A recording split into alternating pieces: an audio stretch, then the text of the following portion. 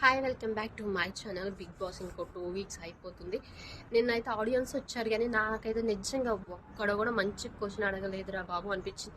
నిజంగా నాకు అనిపించింది అబ్బా నన్ను పంపించవచ్చు చాలా క్వశ్చన్లు అడిగించారు అని నా మనసు నాకున్న ఫీలింగ్స్ ఏంటి, అబ్బా నిజంగానే నేను నాకు చాలా క్వశ్చన్లు అడిగేదాన్ని అన్నట్లు అనిపించింది. కానీ వెళ్ళిన ఆడియన్స్ అయితే ఒక్క క్వశ్చన్ కూడా మంచిది అనిపించలేదు.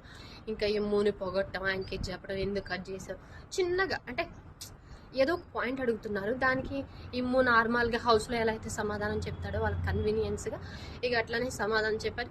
వీళ్ళ ఓకే ఓకే అని క్లాప్స్ కొట్టి వచ్చేసేది. నాకైతే ఆడియన్స్ కూడా ఏం నచ్చలేదు. మంచిగా కరెక్ట్గా అంటే వాళ్ళు పెద్దగా కాంట్రవర్సీ క్వశ్చన్లు అడిగి ఏదో పెద్ద హింట్లు ఇచ్చి ఇవన్నీ చేసిందైతే ఏం లేదు.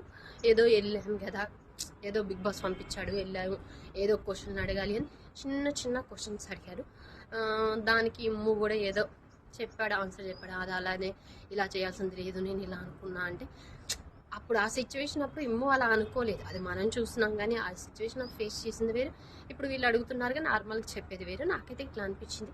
మరి మీకేమనిపించింది? హౌస్ మేట్స్ నిజంగానే మంచిగా పసన్న క్వశ్చన్లు అడిగారు అనిపించిందా, లేకపోతే మీకు అరే ఎందుకు హౌస్ మేట్స్ పంపించారు, ఇలాంటి హౌస్ మేట్స్ని ఏం అడగలేదు, అసలు క్వశ్చన్లు ఏం అడగలేదు, నార్మల్గా అడిగారు, తను ఇమ్ము సమాధానం చెప్తే నార్మల్గా ఓకే అని క్లాప్స్ వచ్చారు అని మీకు ఎంతమందికి అనిపించింది అనేది ఒక లైక్ చేయండి, నా వీడియో షేర్ కూడా చేయండి.